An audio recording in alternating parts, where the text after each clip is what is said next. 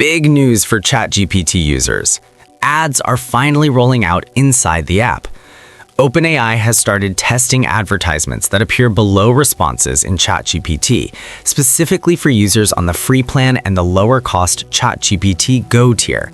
That means if you're using the basic version of ChatGPT without a Plus or Pro subscription, you will see ad placements in your conversations going forward.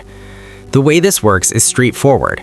Ads appear below the AI's response, clearly labeled and separated so they don't get mixed into the actual answer.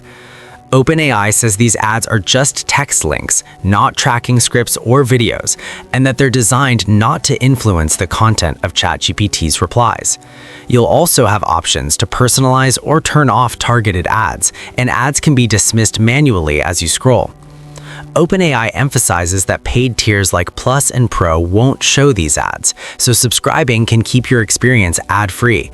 The company also says that your private chats aren't sold to advertisers, and ad targeting is handled using minimal data, similar to how search engines run ads. The company's rationale is simple. Ads help subsidize free access. Running these large language models is expensive, and by monetizing the free tier, it can keep ChatGPT available broadly while still funding development and infrastructure. Early tests are focused on the US market first, with potential expansion later. This is a notable shift. ChatGPT has always been ad-free since day one.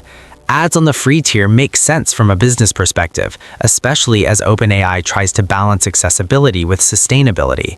But the key will be balance. If ads feel too intrusive or misaligned with user intent, it could push people toward paid plans or even into competitors that remain ad-free. For now, it's a test, and it'll be interesting to see how users react and how well OpenAI executes this without disrupting the core chat experience.